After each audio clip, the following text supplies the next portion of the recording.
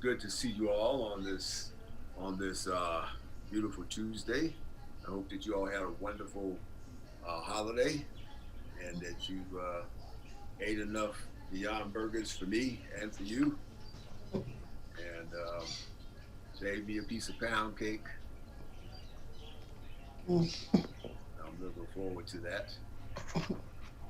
But this evening, we want to go ahead and begin because I do have several things I want to share with you this evening. As you know, I'm always thinking of new things. So I want to share with you some things that we definitely need to take a look at. But before we do, I would like for us to just spend just a moment in prayer. It seems like we just lost somebody. Who did we lose?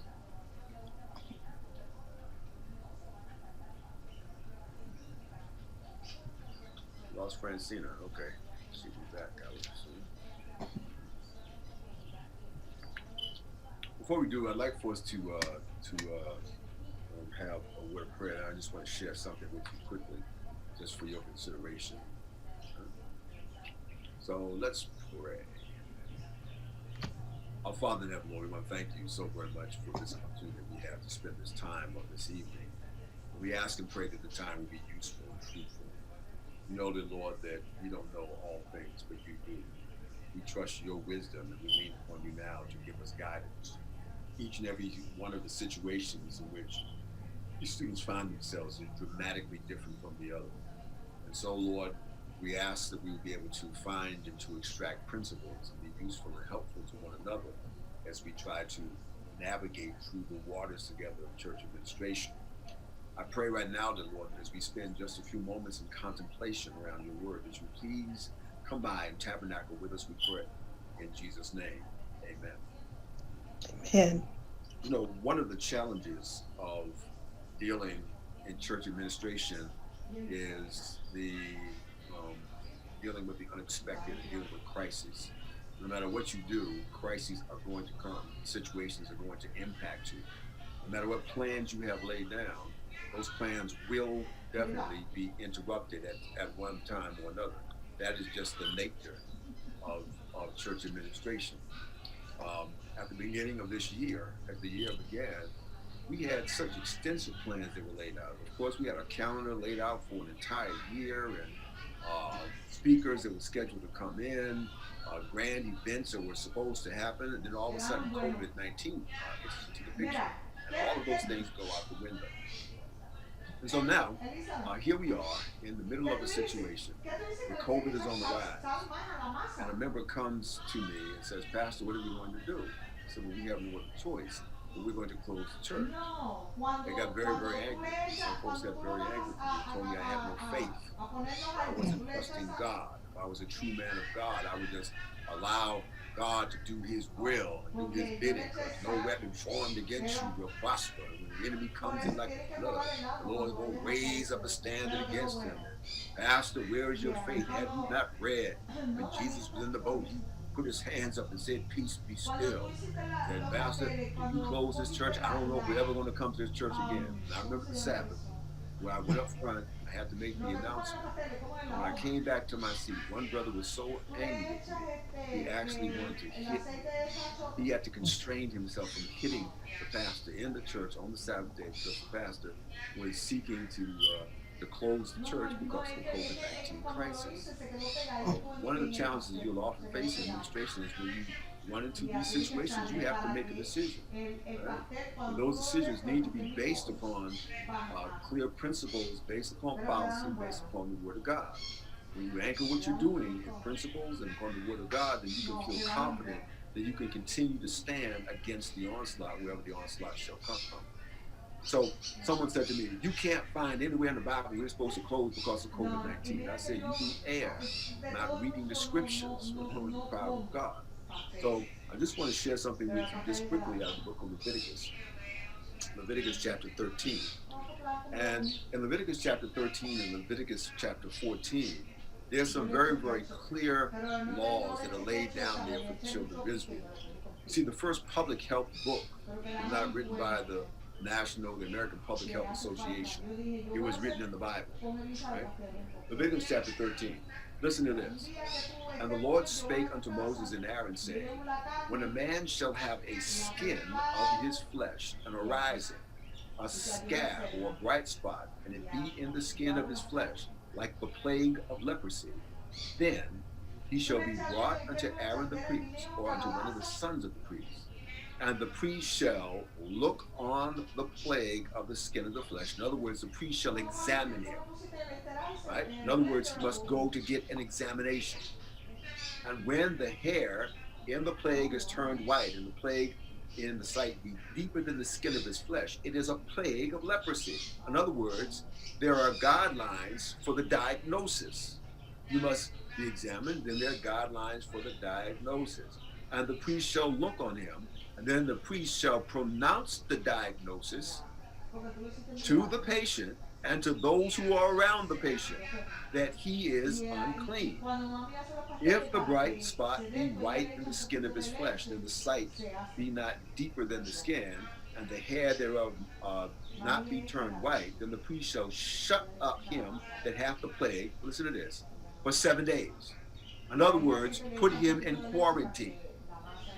And the text goes on to say, after the 7th day, he shall show himself again unto the priest. And if he still has the disease, right, then he has another 7 days. In other words, a 14-day quarantine. The 14-day quarantine was not invented by the governor of New York or the governor of New Jersey or Pennsylvania. The 14-day quarantine was invented by God. And it was invented by God in order to protect the people of God from the spread of disease. When you read the Old Testament, you will discover that the first public health book that was ever written is the Old Testament. There was no one else around the children of Israel who had these guidelines and had these laws. It was advanced medical knowledge. You see, they didn't know what a bacteria was or a fungus or a virus was. All they knew is that when somebody was sick, God gave them instructions as to what to do. They had instructions as to what to do when someone died. They were to be unclean for a period of time. Instructions as to do when a woman was in her menstrual cycle. Instructions even as to what to do with the excrement, how it was to be buried outside of the camp.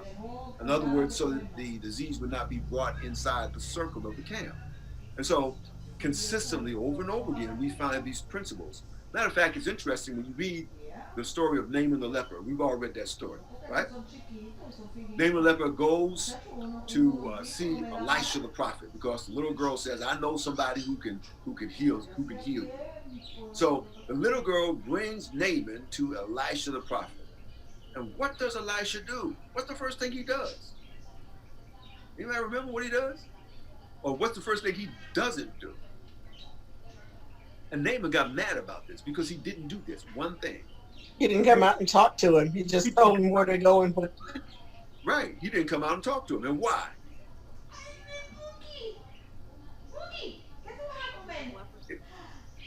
Hmm? He's contagious, right? In other words, Elisha seemed to understand the principle of social distancing. Then he tells him, if you want to be healed, go wash into the Jordan River 7 times. When he goes down to wash in the Jordan River, it's at that season of the year where the waters are rushing kind of rapidly. And the chemical makeup of the Jordan River, it has a high sulfur content in it.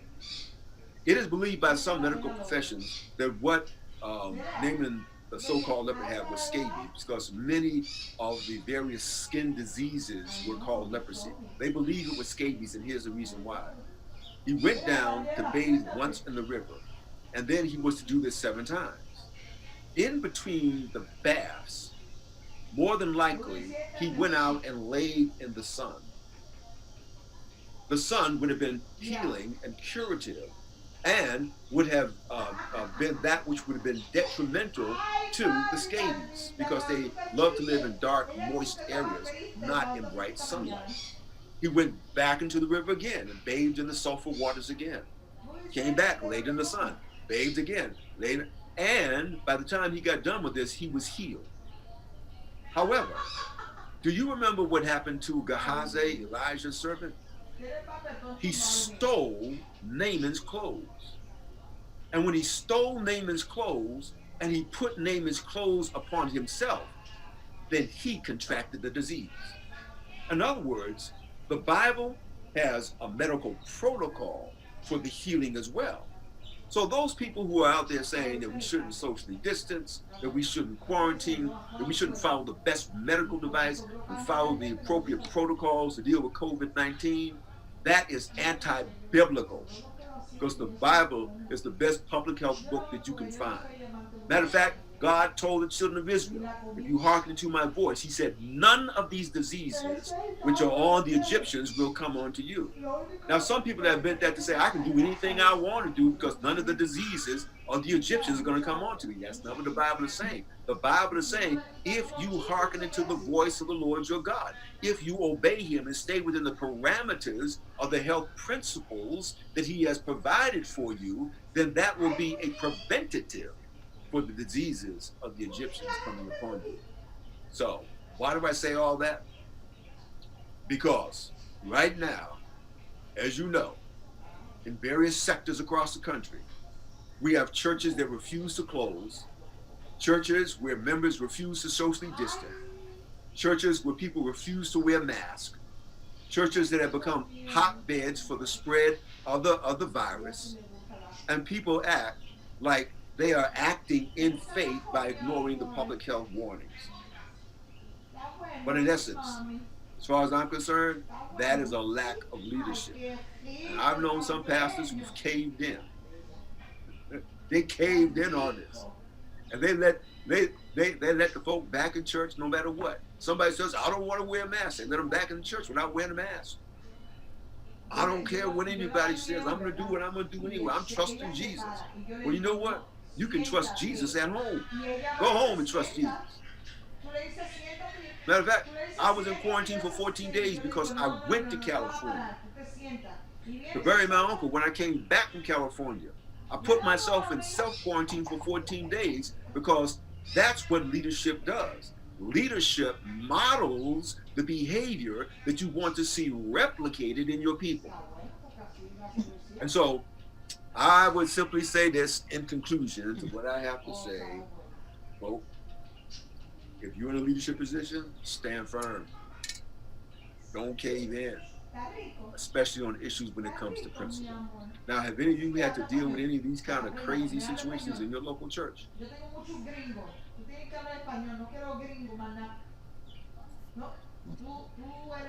Yeah, in my church too, the same thing.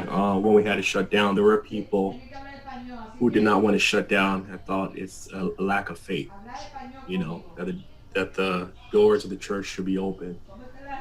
And just I just want to make a comment on what you said about the Old Testament and the health laws. I preach a sermon titled "Consider the Lepers," and in my research for that sermon, I realized that the whole 6 feet distancing actually started in the Bible. So 6 feet distancing started back in the days when the lepers were there. They had to maintain 6 feet distance while communicating with somebody because of their leprosy. So it's like almost everything we're doing right now has its roots in the Bible. So it's very interesting when I discovered that, just to add to what you said earlier. Mm-hmm. Yeah. Got a question for you. In your church, did your church set up certain policies and guidelines in order to deal with the crisis? And what were those policies and guidelines? To deal with the pandemic, Yes. in terms of when we close the church? When you close, how you open, when you open? Correct. We're not open right now. We are scheduled to open the last Sabbath this month. And I'm the chair of the reopening committee. So basically, we have a lot of policies in place that we have to do, like signs. We have to put signs up in church. We have to take everyone's temperature before they walk into church. There's one door for entrance and another door for the exit. We're building a pre-check-in system. So we want to know how many people will show up on Sabbath to go to church. And we'll make allowance for if extra people show up from the streets. Another thing we're doing is we're doing a phased approach. We're not opening up the entire church. We're just opening up the sanctuary for now for the first week or first 2 weeks, and we'll monitor and see how we do with the sanctuary being open. Then after that, we'll open up the Sabbath school rooms and other things. There's no potluck, there's no lunch. So there's a whole bunch of stuff we put in place just to make sure that we open up responsibly. And we are telling people that if you are not willing to follow the protocols, stay home. But if you show up to church on a Sabbath morning, you must follow all the protocols that we have in place. No, that's very, very good. And I would admonish all of you, if you're in a church situation, if you're a leader in the church, you ought to insist upon the same. Insist upon the same. Someone says, "Well, I'm not the pastor. I'm not. I'm only to this. I'm only to that." But I've learned a very important lesson about leadership. You don't have to be sitting in the chair to be the leader. You can lead from the second chair, the third chair. You can lead from the pew. Some of the most powerful people in your congregation are not the pastor. There's somebody in your church right now who can sit in the back, and during a business meeting, they don't have to say a word. All they have to do is just nod their head and look in a certain direction. Everybody moves in that direction, right? So leadership is not about the title necessarily that you hold, but the influence that you exert and how you exert that influence. And if you're going to be a leader, learn how to exert that influence in the right direction for good, to the empowerment of others, to the building of kingdom, and to ensure the proper and orderly maintenance of the work of God in the house of God.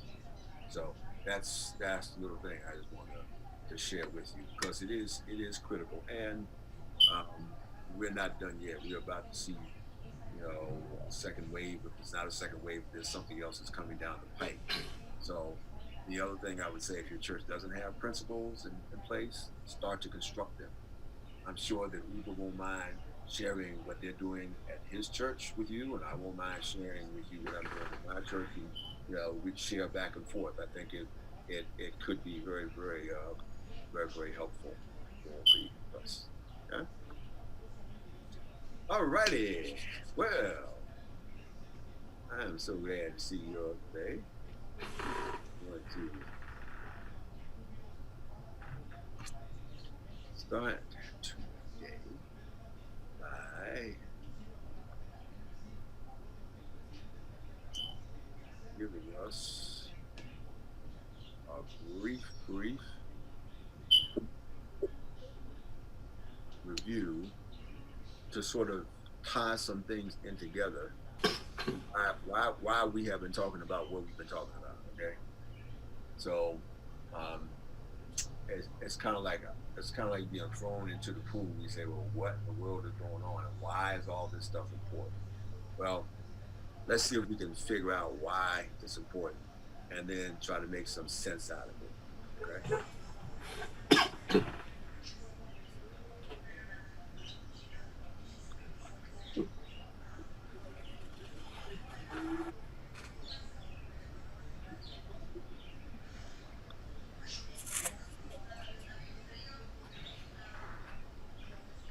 Um, Pretty much what we've been doing up until this point is trying to help you get some sense as to what is going on in your context, and using various um, paradigms, various lenses through which you can look at your situation. And that's basically called a situational analysis. Many of you are familiar with situational analysis. You have done it before. But here's the benefit of situational analysis. In other words, to understand the situation that you're in. Here's the benefit. It helps to define the nature and the scope of the problem. Like, you don't even know what you're dealing with until you first look at it, right? And you got to pick it apart, see how far it is. You know, um, identify helps you to identify the current strategies and activities in place to overcome the problem. So not only you see the nature and the scope of it, but what do you currently have in place? What practices are you doing now that are either helping or hindering the work? It helps you to understand the opinions and the experience of stakeholders. Why is that important? Why is it important to understand the opinions and experience of stakeholders? What is a stakeholder anyway? What is a stakeholder?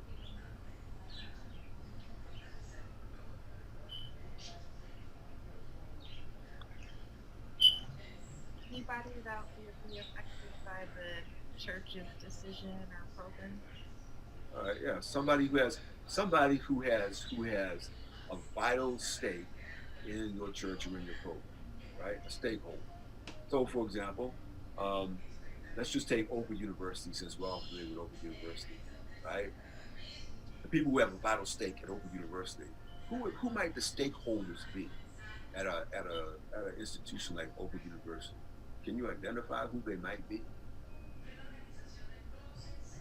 There's some that are very obvious, of course, and there's others that may be less obvious. Students? The students, right? That's the most obvious, right? Right? Mm-hmm. That's the most obvious, right? What you say matters, right?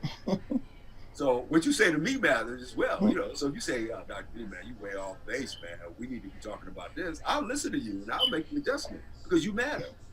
You're an important stakeholder, right? Mm-hmm. Who else might be an important stakeholder? Faculty, Faculty, of course, right? Faculty are an important stakeholder. I mean, they're the ones who are delivering the content. Who else? board members. Board members. You're absolutely right. Mm-hmm. And you know, it's sort of interesting.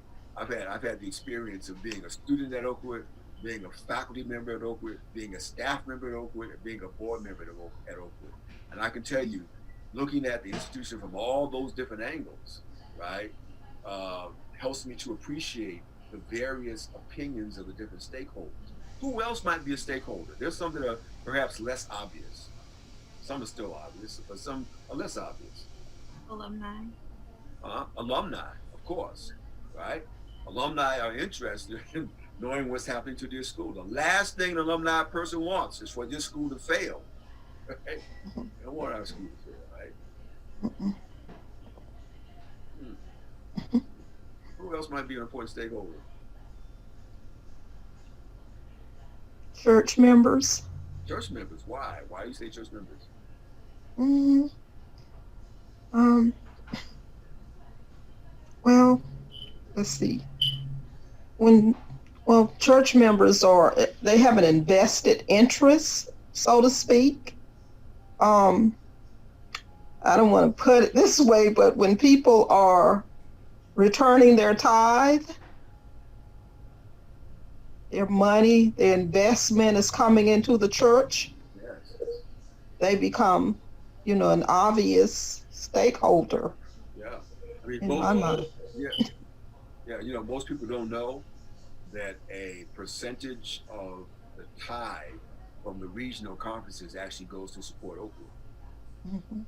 depending upon which union they're in. It goes anywhere from 2% to 3% of tithe dollars from the various conferences go to support Oakwood. Mm-hmm. So yeah, they are stakeholders. Now, they're stakeholders for another reason too. We draw students from those churches. Right? Mm-hmm. I'll give you one more and we'll move on. I don't want to be stuck here. But also, just think about this. The vendors, your suppliers are stakeholders as well. The people who sell you books, the people who sell you food, the people who provide your electricity, they're all stakeholders in your institution. How they feel about your institution is critically important to survival. So in the same way, when you stop and think about church, who might be the stakeholders in a church? Members. Members, of course, that's obvious. Who else?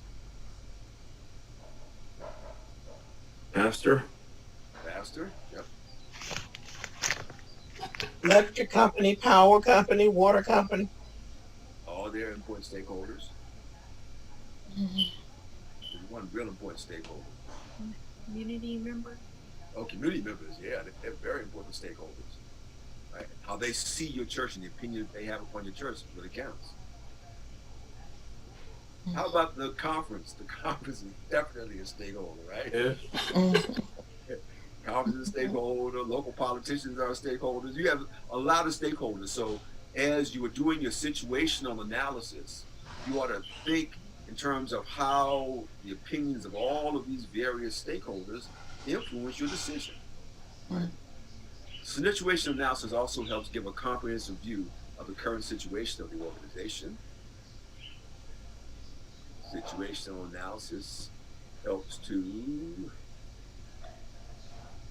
detect the gaps between the current state and the divided state, where you are and where you want to go. Right? How big is that gap? It provides information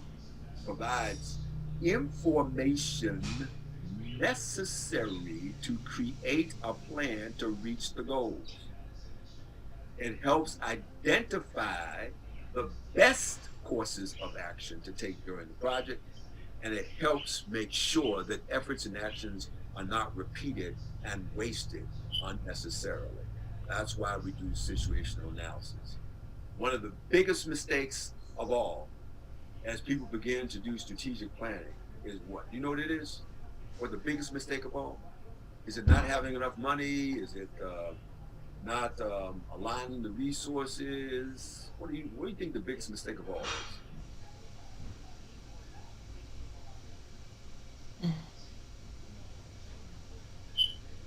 Not knowing whether there's need maybe, and not knowing whether people are really interested in supporting this evangelistic idea, not maybe surveying the situation first.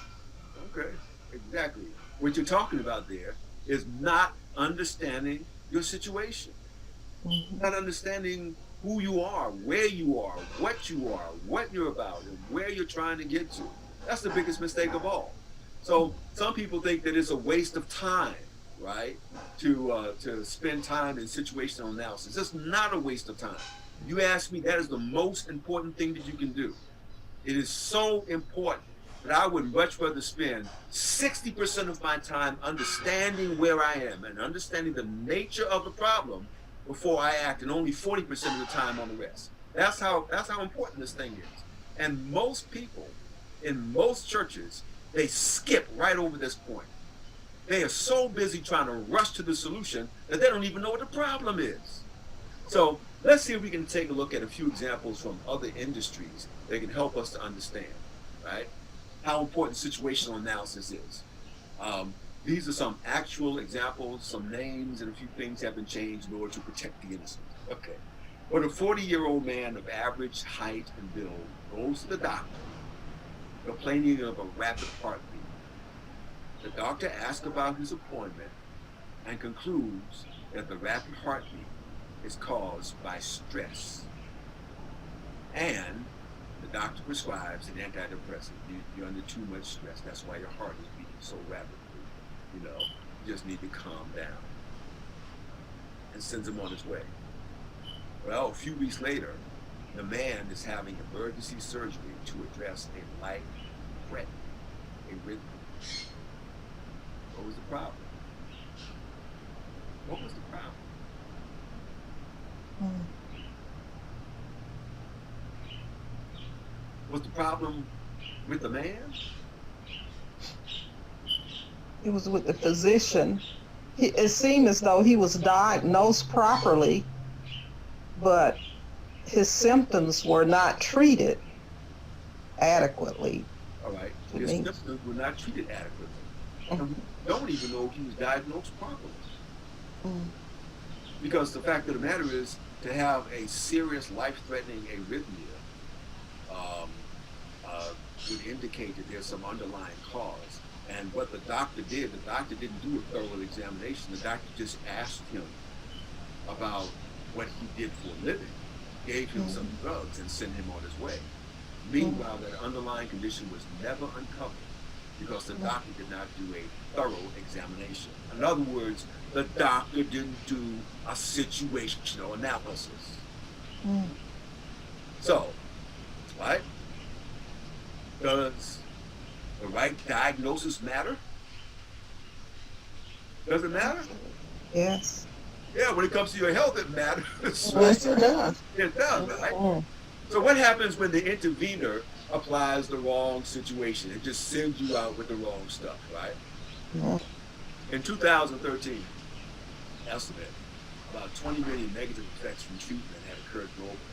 In 2013, an estimated 142,000 persons died from adverse effects from medical treatment, up from an estimated 94,000 in 1990. I want to tell you the truth that these stats are quite generous to the medical profession because there are other studies that show that up to 800,000 people per year die in the United States, either because of lack of medical treatment or because of bad medical decisions. Mm. Right? So the wrong treatment can kill. Um, if you're in social sciences or you're in the medical field, you might be familiar with this term, iatrogenesis. Iatrogenesis, right? That is when the cure is worse than the cause, right? Iatrogenesis is the causation of a disease, a harmful complication, or other ill effect by any medical activity, including diagnosis, intervention, error, or negligence. Right? So it's called iatrogenesis, when the doctor intervenes and makes it worse. This term actually really emerged out of the social sciences and was applied to social workers who were looking at various situations and conditions. And as they were applying interventions, they found out that people were getting worse rather than getting better. It is possible in a church that if you are not carefully analyzing your situation, you can make things a whole lot worse. Bad as it is now, right? You can make it a lot worse. Like little Jabari, right? This is not real Jabari. I just pulled this picture off the internet because it's so typical. You know, black boys are always active. They run around. They like to have a good time. And, you know, don't like to sit in their seats. Well, this is taken from a true story. It was related to me by a friend of mine, and the name has been changed. Jabari couldn't sit in his seat quietly in school. He seemed distracted, not engaged, right, and would not stay on task. In the middle of math, he would ask to read a book. When the teacher asked for hands to answer questions, he would jump out of his seat, right? Raise his hand. Teacher, I know. But because he never paid attention in class, the teacher knew that he didn't know the answer. So she referred Jabari to special education. He was placed on drugs, right? Ritalin to keep him calm in class. He did not graduate from high school. He was found himself in the special ed school to prison pipeline. Did about 5 years in jail. After his release from jail, he was to be tested for job placement. It was at this time that a particular social worker said, well, listen, we need to run a full battery on tests for these prisoners who are coming out. We can make sure we give them the best placement possible. So in addition to job placement, she also ran an IQ test on him. When she ran the IQ test on him, you know what? Jabari had one of the highest IQs in the entire state of Virginia. You know what I'm saying? But they didn't believe it. So they tested him again. And it came out the same again. The boy was a genius. And his genius went to waste because somebody did not take the time to do a proper situational analysis, so they rushed to the solution before they knew what the problem was. When you don't do a proper situational analysis, this is what you end up with. You end up working hard, but your stuff just doesn't connect right. Doesn't connect right. So, proper assessment, it does not cost time, but it saves time. Anybody who has dealt with a carpenter knows that carpenters say this. They have a saying. What carpenters say is, measure twice, cut once. Measure twice, cut once. In other words, if you're going to spend your time on analyzing the situation and getting it right, then act. Right? Proper assessment number 2 informs strategic strategic intervention. So, how do you know what to do? Let your assessment tell you. Number 3, assessment provides a blueprint for the alignment of your resources.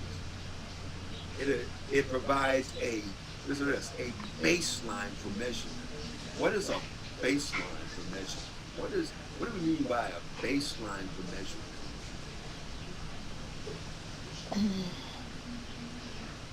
I think it's a rule, doctor, that you set and you um, use that as a starting point. Yes, absolutely. The rule that you set, use that as a starting point. Like, for example, I went to the doctor. The doctor says, how much do you weigh? I told the doctor how much I weigh. The doctor said, you need to lose some pounds. I said, get thee behind me, Satan. I rebuke you in the name of Jesus. Right? But the doctor said, I had to lose some weight. Right? So it takes my weight. Whatever my weight is, that is the baseline. Now, my weight will either go up or down based upon the baseline. When you do your proper assessment and you know exactly where you are, then you know how far you have moved the needle in the direction that you want to go from the baseline. So, here's an example. I'm going to give you a couple of examples of a couple of churches here. Right? Let's see if we can unpack them just for a moment before we go on. Right? Big Bethel Church was founded in 1985 with 30 members and a visionary pastor. Within 3 years, they had purchased a large facility and had grown to 350 members. Can you imagine? 1,000%. They've grown so much, right? 100%, whatever it is, thousands. Many of the founding members right now are either seniors or have passed away 30 years ago. Right?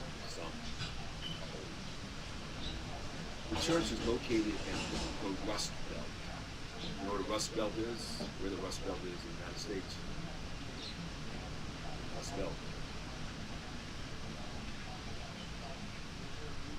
Well, the Rust Belt refers to that portion of the country where at one time there was a lot of industry, hard industries, but now those industries, those manufacturing centers no longer exist. For example, Pittsburgh was known for making steel, right? Ohio was known for steel, coal, and other kinds of industries like that. But now those foundries and factories are dead. Detroit used to turn out more cars than any place else in the world. And now it's a mere shadow of what it used to be. We call that the Rust Belt. So this church sits in a Rust Belt city, right? And the economy has forced the young adults to seek employment elsewhere. And thus, they're absent from the church membership. So the pastor now has been studying the life cycle of the church. He said, I heard Pastor Boo talk about the life cycle of the church. He says, I now realize that we're on the back end of that life cycle, and I want to revitalize my church. And so, he proposes that they purchase a new mega building in a different part of town to attract new members. Good idea? Bad idea? Why? Analyze it for me. You analyze it for me. Tell me if it's a good idea or a bad idea.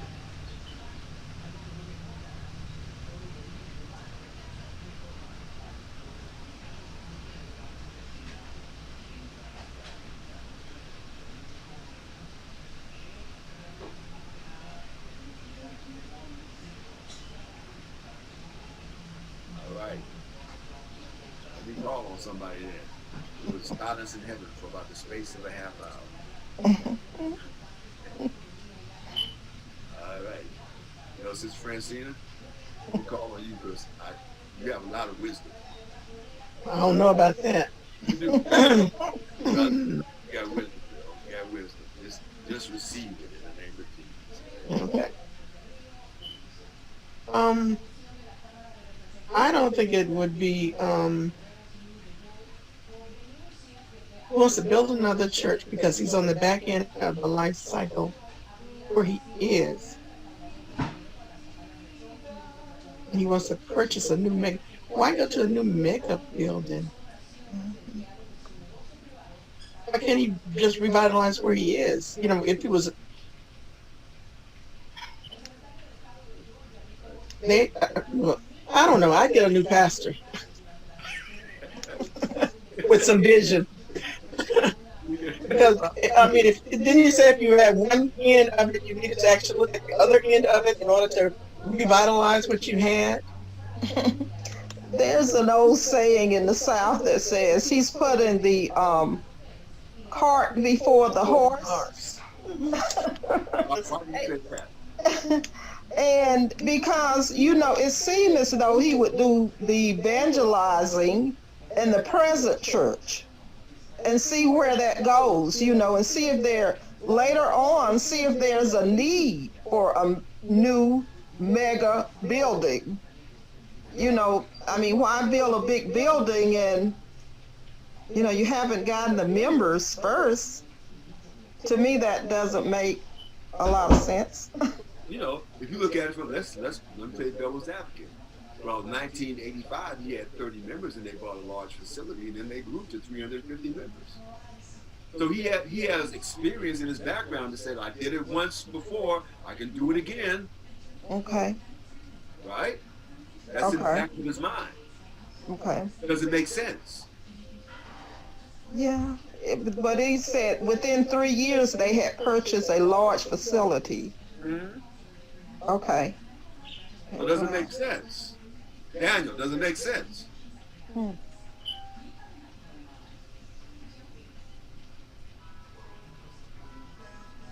Still there, Daniel? Let me see. Could be. Well, you know, in 1985, that was of course a different time frame too. You know, we have the I guess the postmodern generation that doesn't have a big interest in church buildings anymore. So in 1985, that was just a different time. All right. Well, so now you're getting into something that's really, really important. Here's why situational analysis is so important. I was just It is a different time, isn't it? Right? Mm-hmm. In You don't really need a large church. Right. In 1985, what was happening in the city? People were moving to the country, weren't they? Moving out of the city. Well, no. 1985 was booming. obviously the city was bustling. Mm-hmm. But now it's the Rust Belt economy, and young people are not there anymore. Okay. So the city, right, is probably shrinking rather than growing. Mm-hmm. The dynamics just don't exist. And also in 1985, the members that he started that new church with were 30 years younger. Now he has a group of senior citizens, and he's trying to launch a brand new church in a dying town with a large building, thinking that he can replicate what he did in 1985. Mm-hmm. When you look at it, It's not possible. when you start to pick it apart, right? As an administrator, you say, that doesn't make any sense. No, it doesn't. If I'm a conference administrator, you come to me with that kind of foolishness, I'm throwing you out of my office. That doesn't make any sense. And so, you know, that's why when we take a look at situational analysis, we really need to ask ourselves the questions. How do we really evaluate these things in light of looking at all the details? Well, here's Old Glory Church. Is very traditional, and has attributed their membership loss to the new pastor. So they started to lose membership. And they say the reason why we're losing membership is because we got that new pastor. And all that new pastor wants to do is sing praise songs instead of traditional hymns. So what do? They fire the pastor, they fire the music coordinator, and they hire people who will sing hymns in order to attract their kind of people back to the church.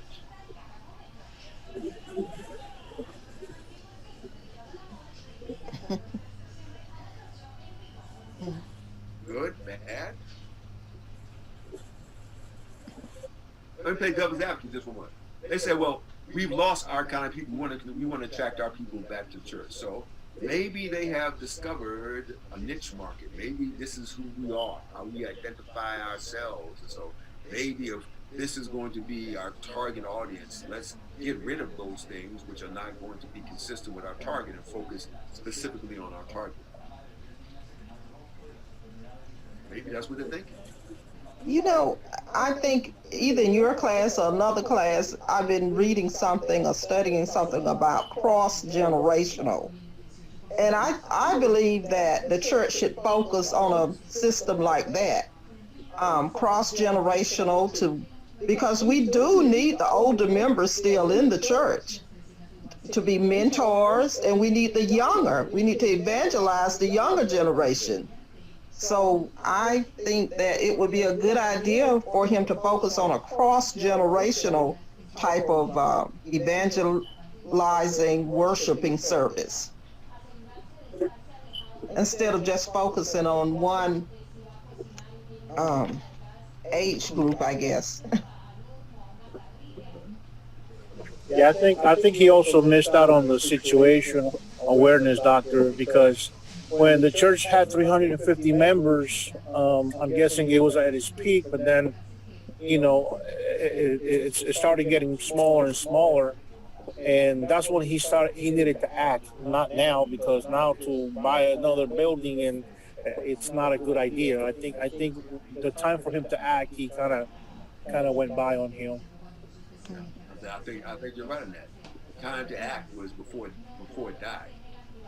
Remember what we said too? When we looked at the life cycle. Sometimes when stuff is dead, you just gotta bury it completely, and then start something new with it. Start something new in a way that's new and fresh, not trying to recreate what you once had. Exactly. Yeah, and in this particular situation with the old glory church, there is no necessarily right or wrong, but the question is, are they clear? The question I would have if I were consulting this church, are you clear about what you were trying to accomplish? If you're saying that every other church in the whole community is a praise church, but there's a bunch of traditional people who feel left out and that's who you're trying to attract, oh, that makes perfect sense. But if you're saying that you're going to hold on to what you've had, even though the world has dramatically changed and you won't die on this hill, then that doesn't make sense. So having the information, that situational awareness, allows you to be able to make better decisions. One more, right? The first church of the fire baptism. First church of the fire baptism is a young church of upwardly mobile professionals. They want a new building, and they decide that they will start a fundraising campaign to raise the $2.5 million that are needed. So they do a car wash in the summer. They do fruit sales in the winter. And over the course of years, they have managed to raise $32,000. I want you to analyze this one in the light of those four quadrants.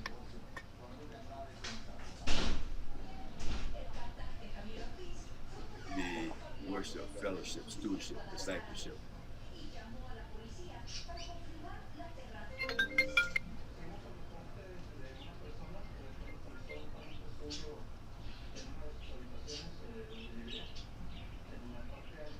What they're doing making sense? Is it working for them? Let me ask you, first of all, is it working for them? No, I don't think so. I mean, $32,000 in 2 years, and we're trying to get to $2.5 million. I mean, if we keep this same pace or form of fundraising, I don't know. It seems like it would take forever to come up with 2.5 million. We should look at some other avenues. I don't know. Conference matching grants or something. Matching Um, grant. All right. Uber, you out there? My tax friend. A man who crunches the numbers. um, You hear some, Uber?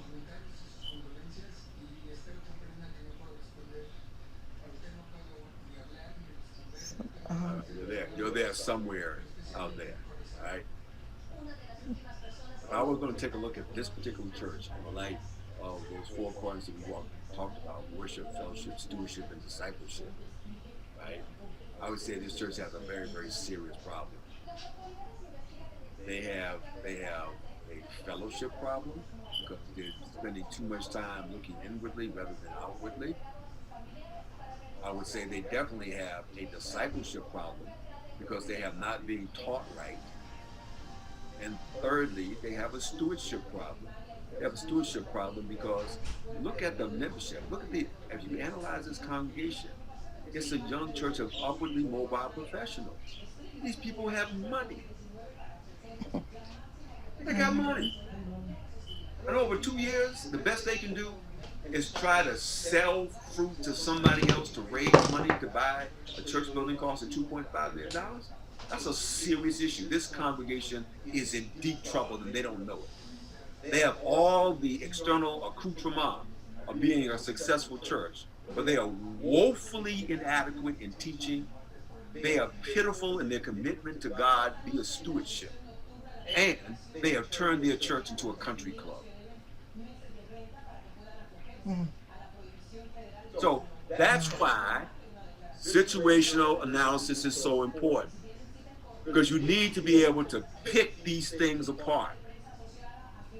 That's why I say I can walk into a church, spend a few moments in the church, look around. If I'm there for a day, I can pretty much tell you what's going on in that church. Because when you start to look at it from various angles, then you can see different things. So I want to go back over quickly what we have learned before we move forward, so you can see how these things fit together, right? In terms of talking about situational awareness, we looked at the quadrant model, and we said that man was created in the image of God. So the fingerprint of God is upon us. That fingerprint of God is upon us. Is that man created in the image of God is spiritual, social, physical, and mental. That represents the totality of man. And whatever God produces, puts his fingerprint on, we see that replicated over and over again. So, man on the microcosm is this four quadrant. And so every organization that God creates will mirror what he has done in the individual. So, just like the man is a spiritual being, so it is that the worship is a spiritual entity in a corporate setting. As man is social, so fellowship is that which takes place in the corporate setting. As man is mental, so it is that discipleship is that which takes place in the corporate setting. And as man is physical, the management of the physical is stewardship, is that which takes place in the corporate setting.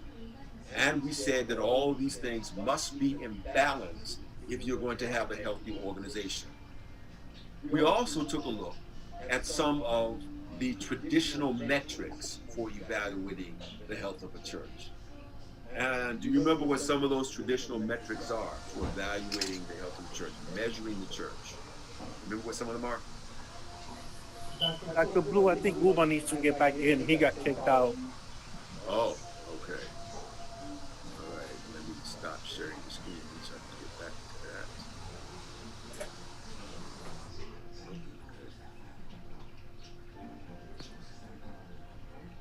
that. Nice to have you back, sir. Thank you. I was calling your name, man, and I figured that you had been like Enoch, transferred. My computer died. So we're still talking about the situation analysis. We just talked about the quadrants. We want to talk about these traditional metrics as a means of evaluating. And do you remember what some of these metrics are, good people?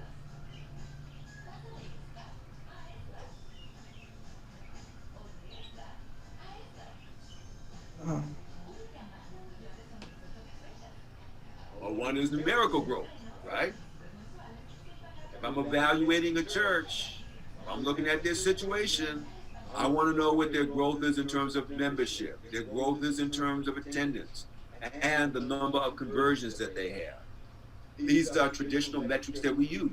And the reason why we use these is because they give us a baseline from which to start, and we can measure our growth in real numbers. Whereas when we take a look at the quadrant, we are using observation and not necessarily numbers. Observation is valid. Anybody who studies social sciences knows that observation is a valid means of research, right? But we also want to use those hard means of research as well, looking at the numbers.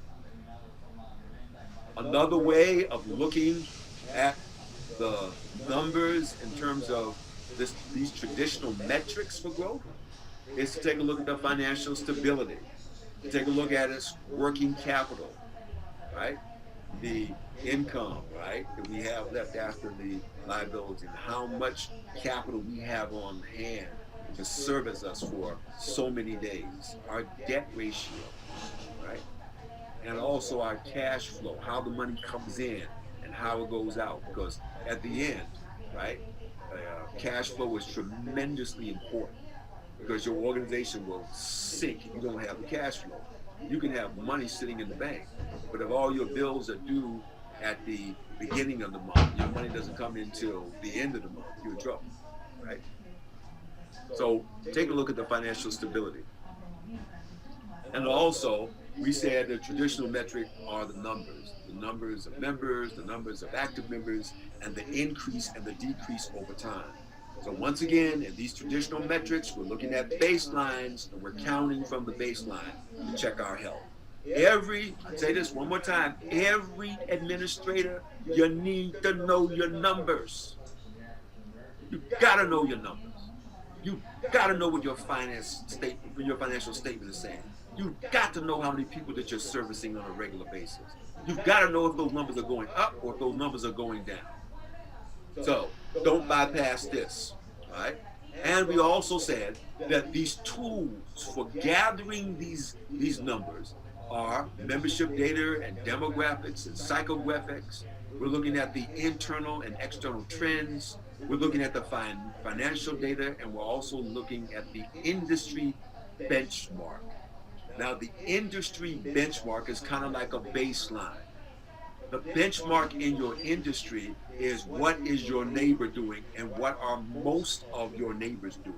That's the industry benchmark. What is the best practices in your particular industry? So, for many, many years, a lot of churches measured themselves against Willow Creek Church in Illinois. They said, oh, Willow Creek is the most fantastic church. Now, Tim Keller has a church down, the Collegiate Church down in New York City. Many churches are going to Tim Keller for information as a benchmark.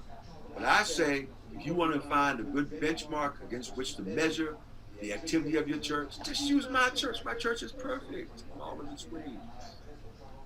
Amen. Never mind, that was a joke. You didn't laugh. We also said, in terms of situational analysis, it's just one more tool to take a look at. We talked about the life cycle. We talked about the stages of congregational development, how it works on a bell curve from birth all the way to death. And somewhere along the line, churches end up on that life cycle. They start out with vision and inclusion, and by the time they get to death, they're into maintenance and administration and policy. So when you're looking at a church, look at it also through the lens of the life cycle. Can you begin to see now what I'm trying to help you to understand? You can't just look at a church one way. Use all of these means and methods for your evaluation. So tonight, I want to introduce you to just a few more concepts here. This one is called congregational size theory. Congregational size theory. And this really was developed in the Episcopal Church. So, and here's the theological basis for this. As the early church grew, for example, in the book of Acts, it faced different kinds of issues. At first, as you will recall, the early church was located where? Where did it start? The New Testament church, where did it start on the day of Pentecost? In the streets. in the streets, right? What city? Hmm?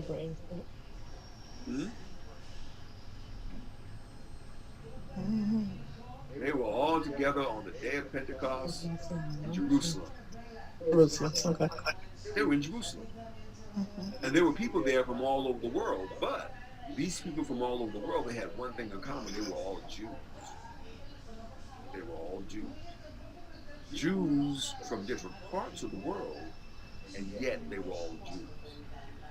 However, as the church begins to grow, the cultural tensions begin to emerge within the church between the Jewish converts, those who were born in Israel, and the Greek converts.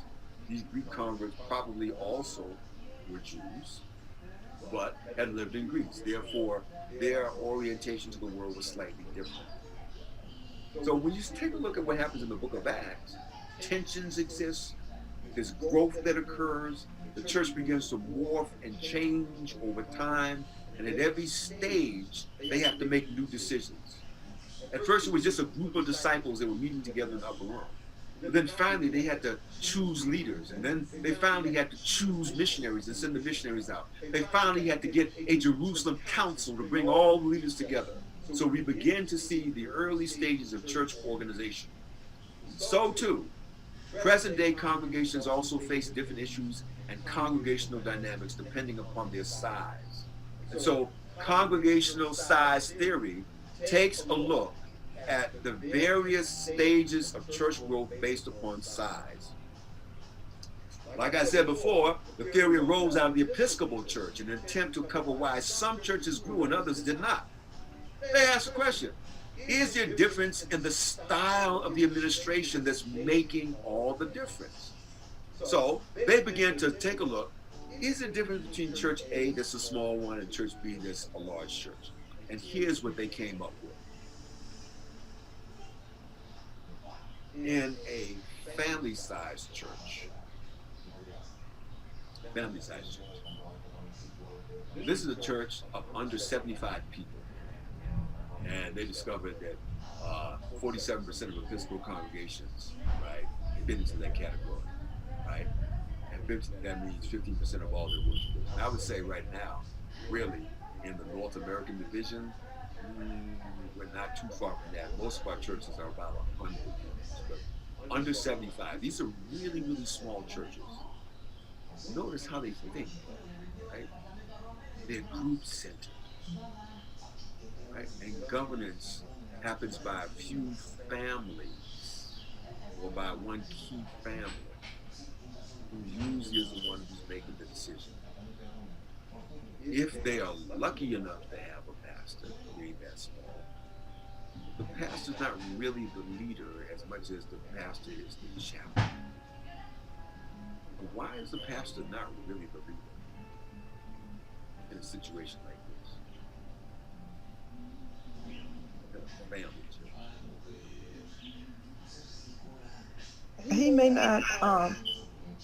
He may not be there often. I would think in smaller churches, probably the first elder, his assistant, may be more in charge than perhaps the pastor. I don't know, because I grew up in a small church, and I know that we actually never really saw the pastor a whole lot. It seemed as though there was more favoritism to the larger church. There was two churches, our church and another one, and it seemed as though he was more geared toward the larger church than our very small church. For whatever reason, I'm not sure. But so I would think that would be still the same situation in this, that maybe there's a bigger need in the larger church. Maybe there's a bigger need in the large church, okay? I think it was because the key is the governance. It's governed by families. Certain families in the church think that they can control the church, they can control the pastor. And if he's not strong enough, then he's mostly a chaplain, coming up and doing service and doing as he's told. Yeah. And, in situations like this, the pastor will pray for folks when they're sick, visit them, bury the dead, and do all the rest of that. But at the end of the day, the church is not moving until those key families decide they're going to move. And usually you'll find in those families, a key person who really sets the tone for the entire family. When that person moves, the family moves with that person. If that person opposes, and the whole family will oppose it. And so a lot of times the pastor has to just be there to minister to that family, knowing and understanding that at the end of the day, you can move the needle somewhat, you can lead a little bit, but the dynamic is not such that people are necessarily going to acquiesce to your authority. Pastoral sized churches are bigger, 76 to 140. The majority of Seventh-day Adventist churches in North America fit this, right?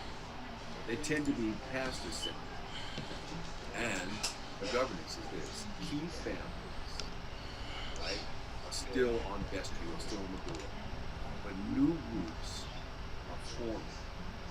Pastors at the center of the program and new member incorporation.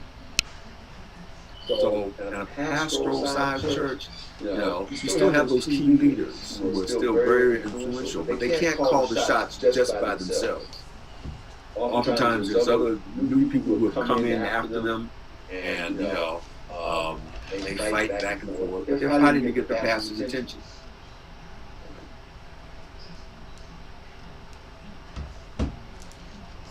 In a transitional sized church, you have 141 to 224 members. And this is called a stretched cell, and you guys call it stretched cell because it's just a little bit larger than the one that was before it, and it's still within the bounds of being contained as a unit. So it's not broken up into smaller units, so it's a stretched cell, it's a bigger cell. But the governance is key families who are still on the board, but many new groups, and some are even on the outside.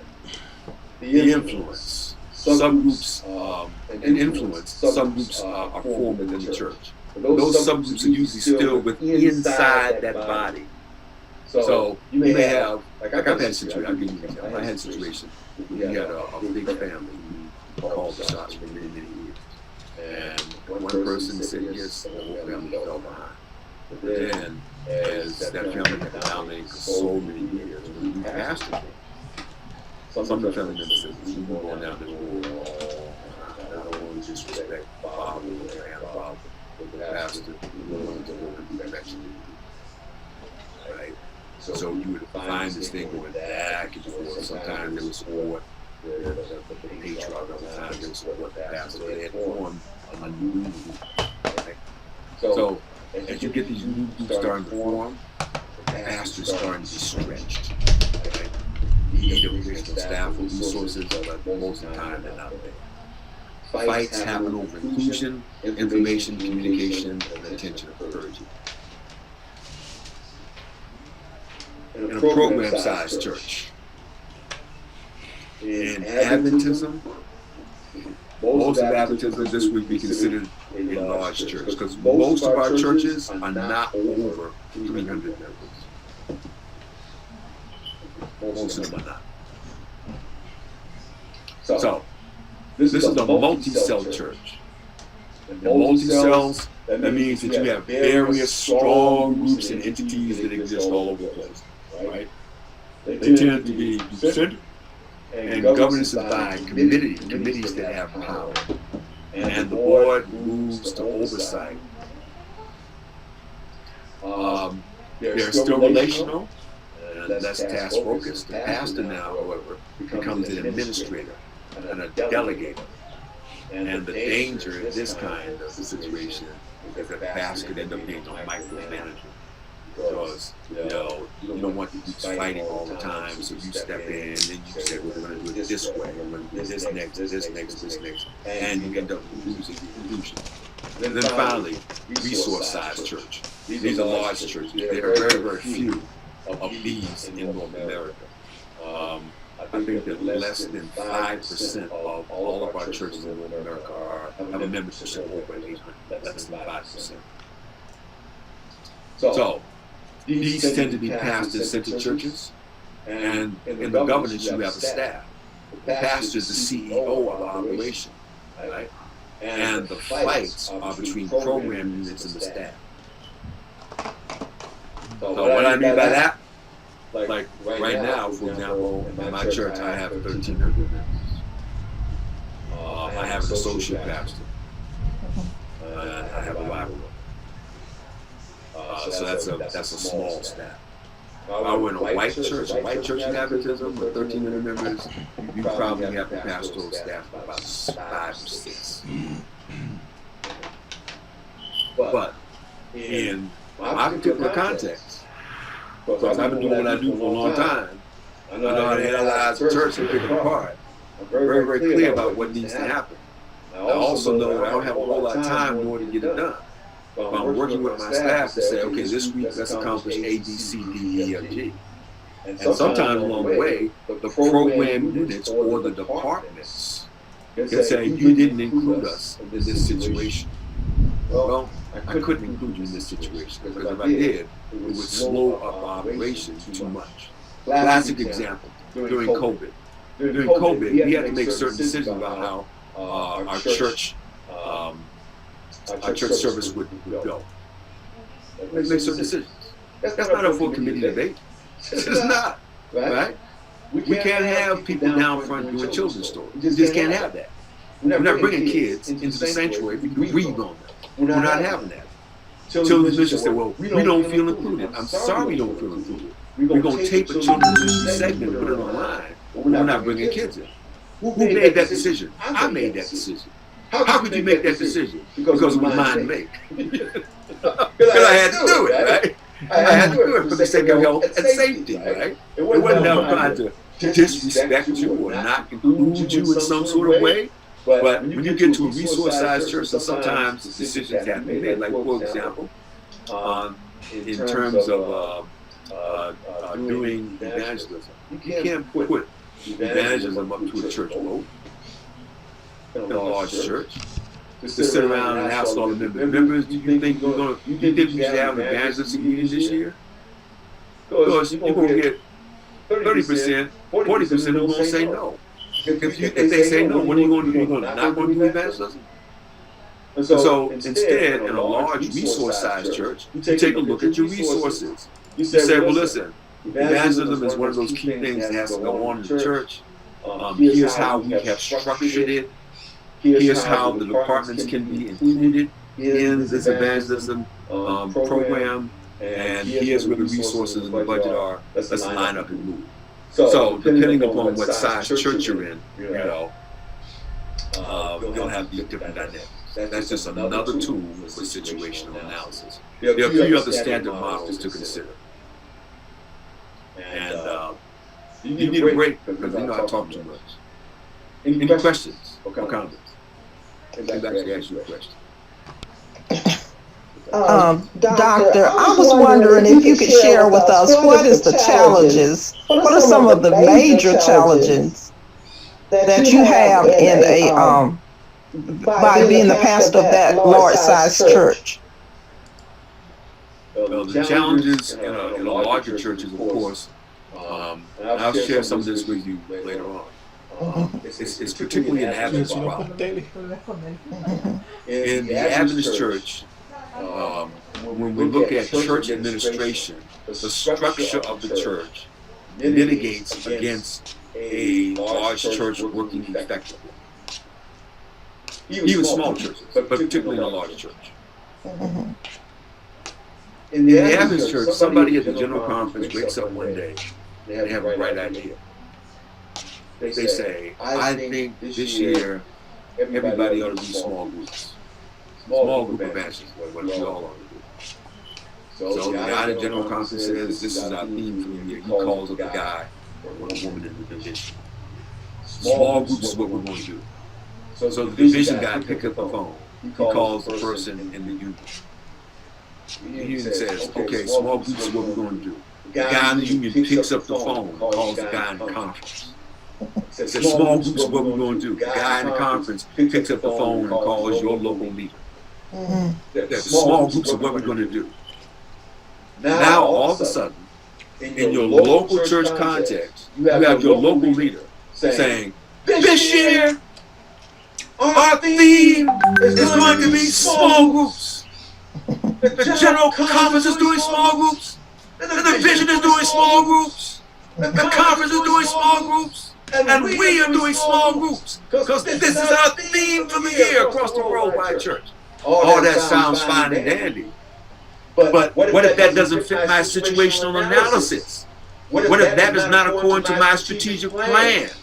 What if in the process of me trying to organize my church for effective ministry, I now have a silo, a personal ministry silo that reports up the chain, but doesn't integrate or talk across the table?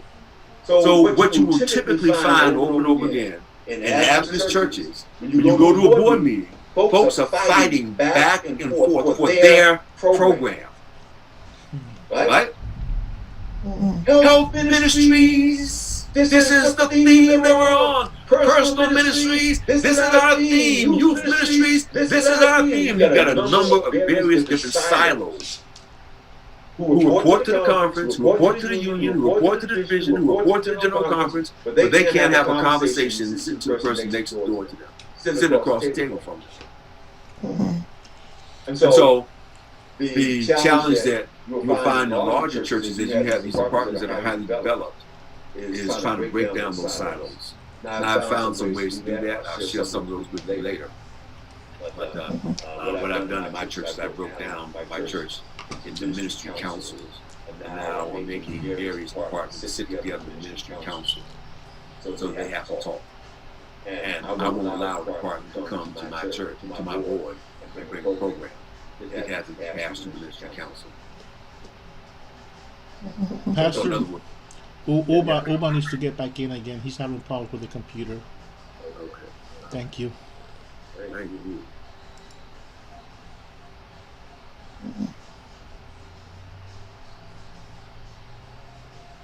There he is. All right.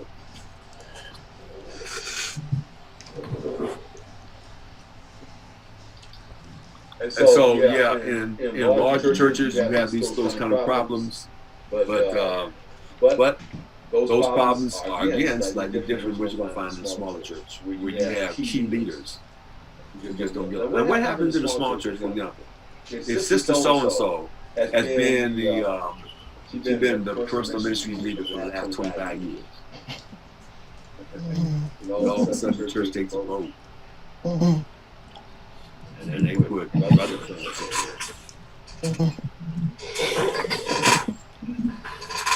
brother so-and-so has the gifts. Right? The sister so-and-so has the family.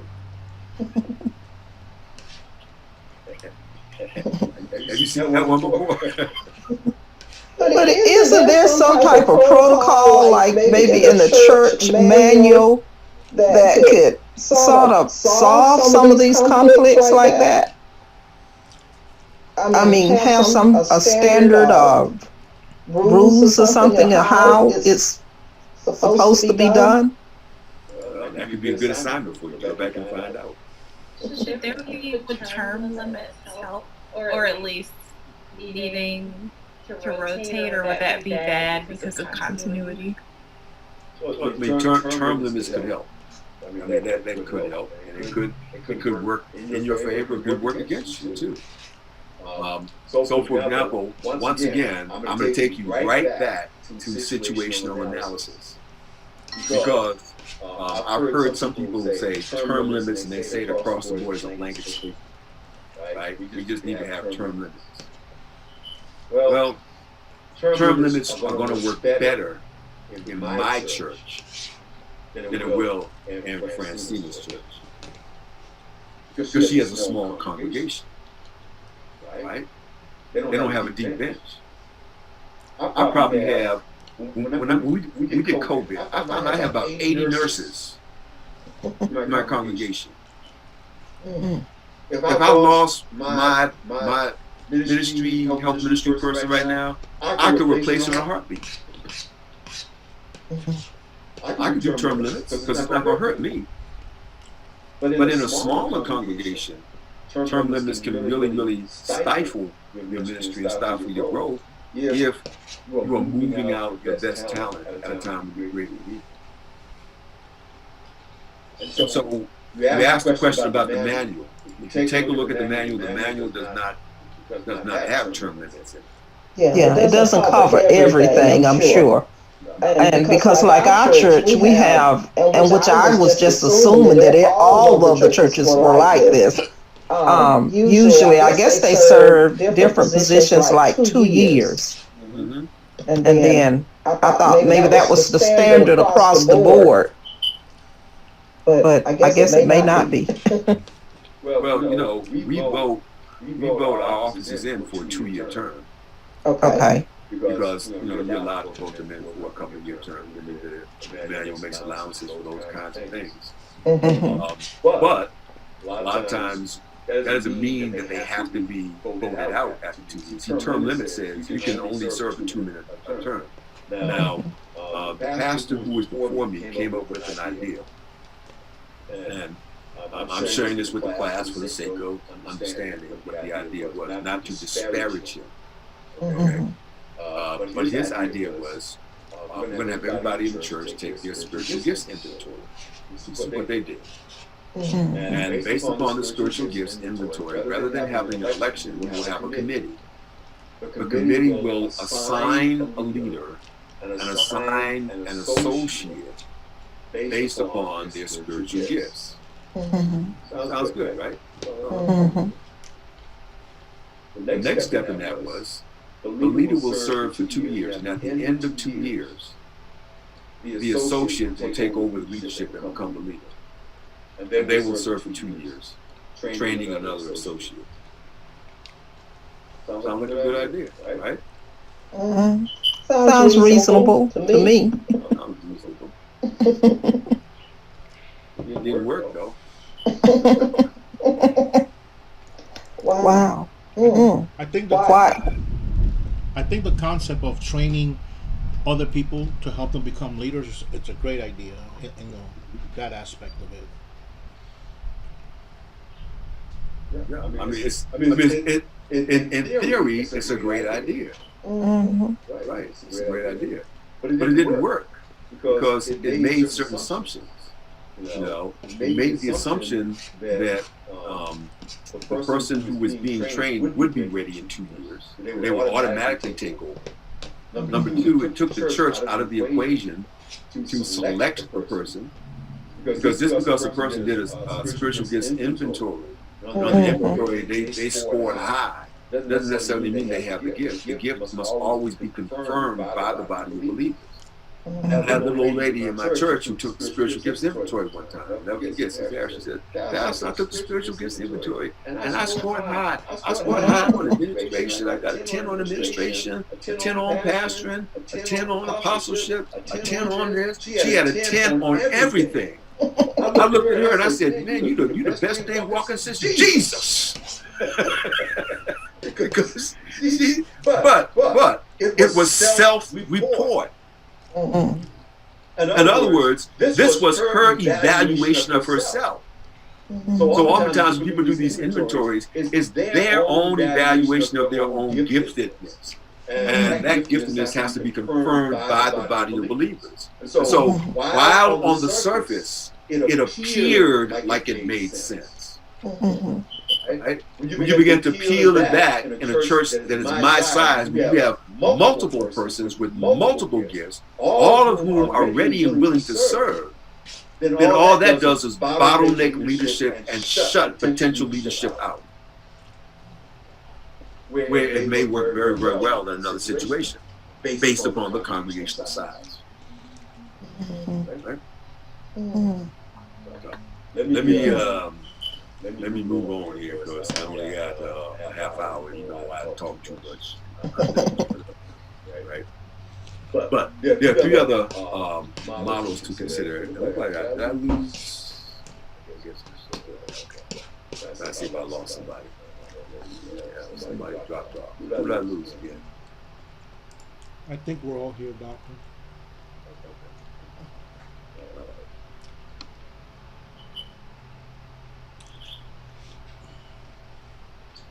So there are three other standard models to consider in terms of situational assessment. Some of these you may be more familiar with.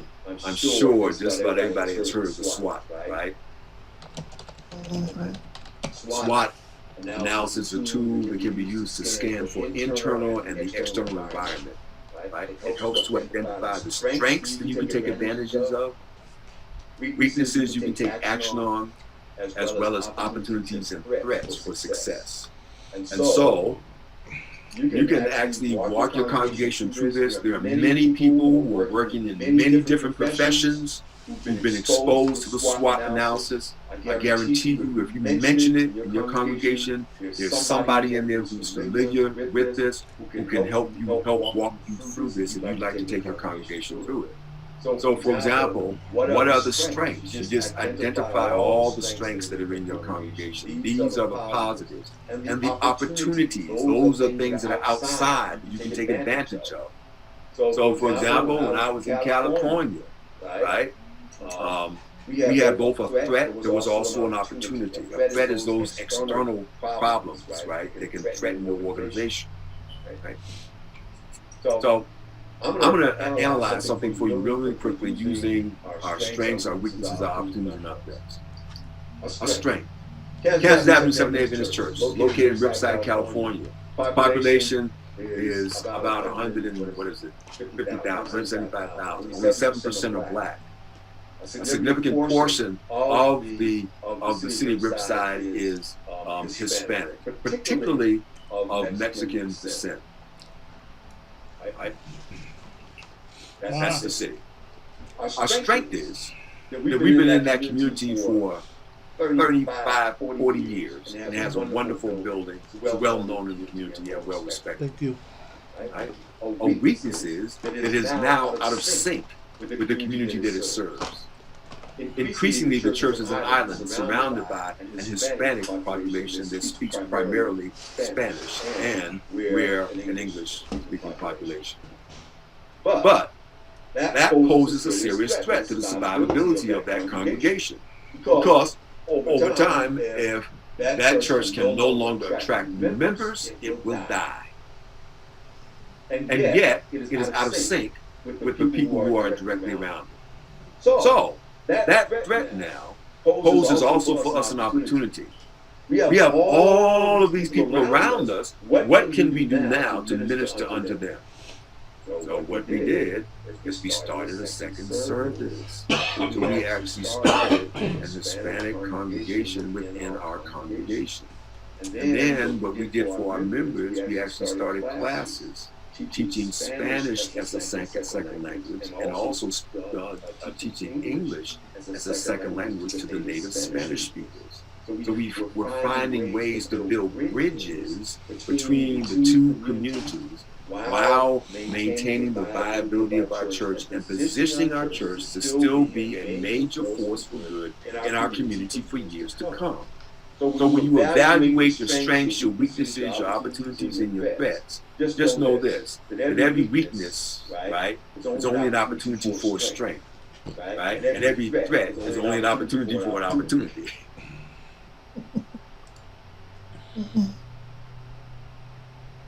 This is another analysis that's often used in marketing.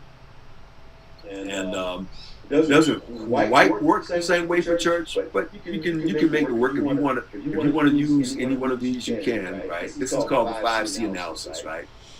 So in 5C analysis, you look at your customers, right? In this instance, right, our customers would be who? In the church setting, who are our customers? Church members. Church members. Who else? Our visitors. Okay, our visitors, right? The community. The community, right? Right. Those are your customers, right? So if we're trying to sell a product, man, you gotta know who your customers are.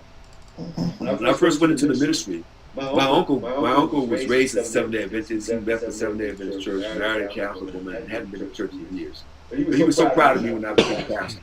He was a salesperson. He sold pharmaceuticals, Roche Pharmaceutical. He's one of the best that they had. One of the few blacks that they had at the time selling for them. He said, you know, I'm just going to tell you something. I don't know nothing about church, but I know this about sales. You better know your customers. You better know your competitors. You better know your product. You better know it better than anybody else. Yeah. You want to be successful, know that. What are you talking about? What are you talking about? The people who I'm trying to reach. I'm trying to reach. There was a church who decided that they wanted to reach the community. So you know what they did? They started a soup kitchen to feed the poor. Sounds great, doesn't it? Mm-hmm. The only problem was the median income in the neighborhood where the church was $80,000. There weren't any poor. Very few. And if there were, they didn't need a whole program to do it. You know? So they were throwing their money without actually understanding who their customers were. Instead, in a situation like that, where the median income is 80,000, you might be talking about, if I'm looking at upper income earners, I might be doing financial seminars. I might be doing workshops on family dynamics, the meaning of life, understanding the political dynamic of the United States in the light of Bible prophecy. So you do different things to reach the segment that you're trying to get to. You got to understand your customers. You got to understand your competitors. Right?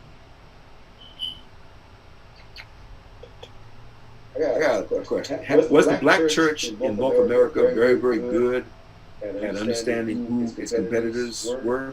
Black church in North America. You can go back in history, take a look at the black church in North America and say, were we really good at understanding who our competitors were? Who were our competitors in the black church in North America? Who were the competitors to the regional conference churches? Did they even have competitors? Yep. Did they? Okay. They're competitors to the churches, the white, or the churches in the non-regional conferences, other denomination black churches, or like community action groups, especially maybe during civil rights era. Groups focused on, or even now, groups focused on like social justice causes. Yeah, you're absolutely right. Those are all your competitors. Groups that are dealing with social justice. Historically, with other black churches, one of the things that happened in the Seventh-day Adventist Church during the 1960s is that in the 1960s and 70s, the Black Adventist Church was not heavily involved in the civil rights movement. They just weren't. Now, if you want to read about the engagement of black churches during that time, I would suggest you read Dr. Samuel London's book. He wrote one on blacks Adventists and civil rights. And I forget the title of Dr. Samuel London. He's the chair of history at Oakland. He did a good book on this. But by and large, we were not engaged or involved. Consequently, we were not seen by many people as being authentically black. We were black people as a part of a white denomination. It did not speak out clearly on the issues of social justice.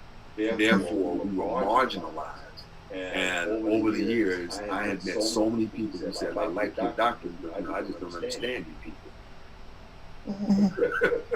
You're right on the doctrine, but I don't understand you people. I don't understand how you can sit there and see all this stuff going on and not say a blessed word. So we did not understand our competitors, right? So we do have competitors in the marketplace. They are the church right around the corner from you. Right? our company, our products and our services, right? So we gotta understand who we are, what strengths we bring to the table, right? Our collaborators, and in our instance, I don't know who our collaborators would be in this kind of scenario, but we do need to take a look seriously at the climate, the political factors, the economic and social cultural factors, technological factors. That's the 5C analysis. And then, let me just about conclude with this one. The PESTEL, PESTEL, is another tool for situational analysis. And I kind of like PESTEL because I sort of lean this way anyway, right?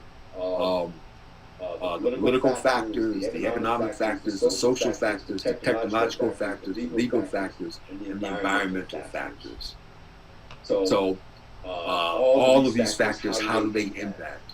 Right? I think that for me, taking a look at the PESTEL analysis doesn't necessarily help me to situate my church, but it does help me to situate my preaching, and it helps me to situate my church's response to what is going on around me. That's why I find PESTEL useful in that regard. So, for example, the political factors that are going on around me, right? What's happening around me is impacting my church.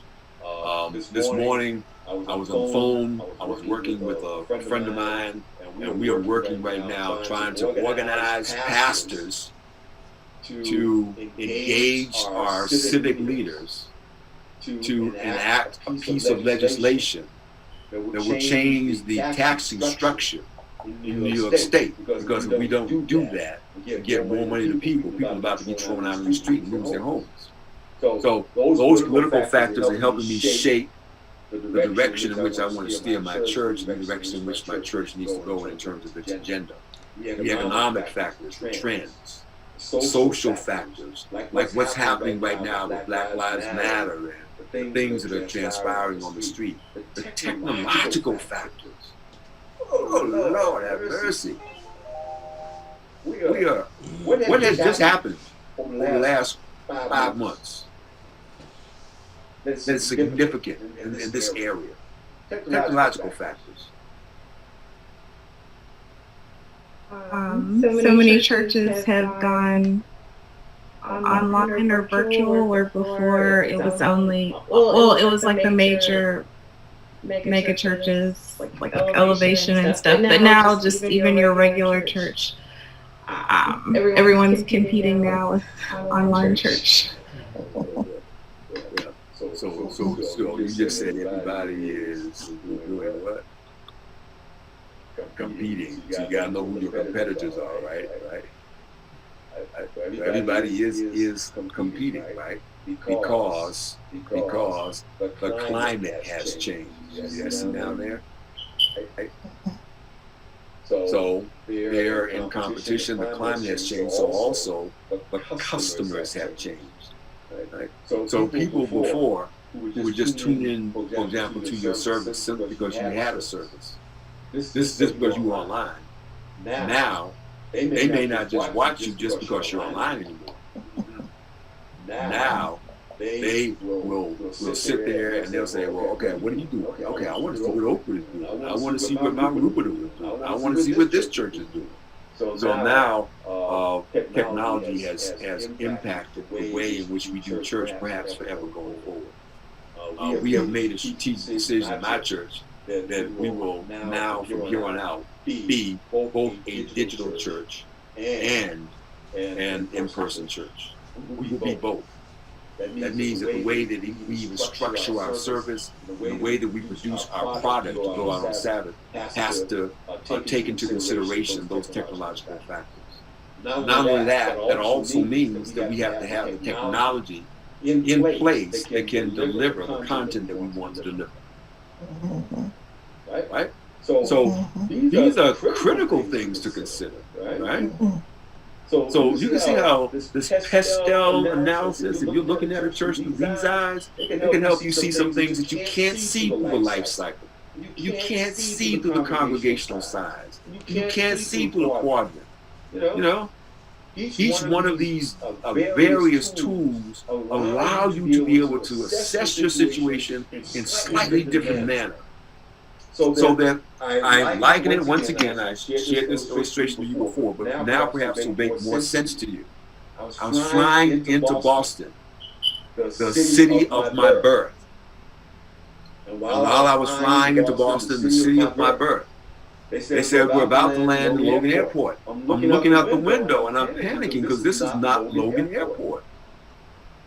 I'm saying, did I get on the wrong plane? Are they telling me something is wrong? I'm looking out the window. I'm seeing islands in the middle of the ocean I've never seen before. I'm looking at all kinds of stuff. I said, where am I? And finally, we come down on the runway, we land. They say, welcome to Boston Logan Airport. And I realized that as many times as I had flown into that airport, I had never landed on that runway. And flying the plane in on that particular runway gave me a different perspective of the city and the airport that I had never seen before. And so in doing your analysis, flying your plane in using these various different ways of looking at it will give you different perspectives. Those different perspectives can help you to be informed as to know what to do next. So I think I have to stop right there because I want to start talking a little bit about strategic planning. I have not forgotten, for example, things that are currently listed for you in the class, like the use of volunteers or the intro to church administration. I haven't forgotten those things, but I'm taking the time to pull back to show you the large picture because don't make the mistake that so many bad administrators make. The mistake that they make, they spend so much time looking at the details that they don't get the large picture. The most effective leaders in the world are the ones who can pull back and see the large picture. You can see the large picture and be clear about that. It organizes your brain in such a way that you can be laser focused in terms of what policies you need, what you need to keep and what you need to eliminate. It helps you so much better. So we'll continue to take a look at some of these large issues. We're going to talk about strategic planning. Then from there, we will back into some of the nuts and bolts. Okay? So, any other questions for me that you have? Comments? Ideas or suggestions? Things that you think that we need to be talking about that we're not talking about? I just have a question about the assignment for this week would be the church administration reflection that will match the class. Yeah. That will be it. Okay, thank you. Yeah. So you can be doing that church administration reflection because you can look at your church administration reflection based upon these things that we're talking about right now. I will say this to you, right? This is important. That final assignment you have.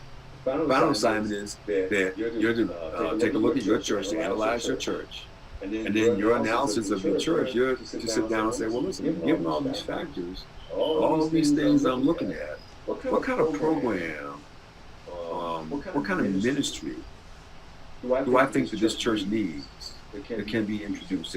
And here's why I would introduce this ministry, and here's what it would look like.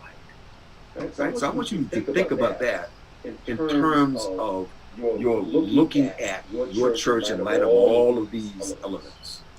Where are the holes? Where are the opportunities for ministry? Right?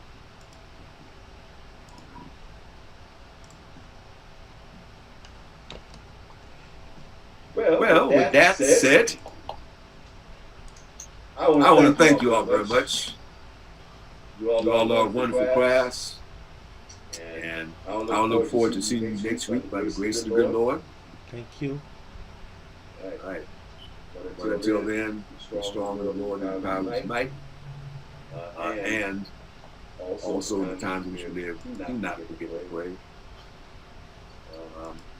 And as responsible leaders, your congregations, keep them informed of what's going on in the world. And now there's a decided effort in our country to take away from people of color the right to vote or the opportunity to exercise that right. Let's make sure that we protect that right. If we do not protect that right to vote and speak up on the issues of the day, we become irrelevant to our communities.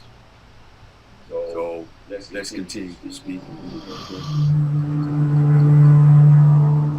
Customers of changing environments, understanding these political, economic, social factors, technological factors, and your environmental factors that are having impact on us. Or we shall do this in the name of Jesus. Until next week, peace, love. Dr. Blue, if I could speak to you at the end of the class, please. Yes, ma'am. Okay. Yes, ma'am. Why don't you stay on? Okay. See each other face to face, and we'll say goodbye to everyone else. Mm-hmm.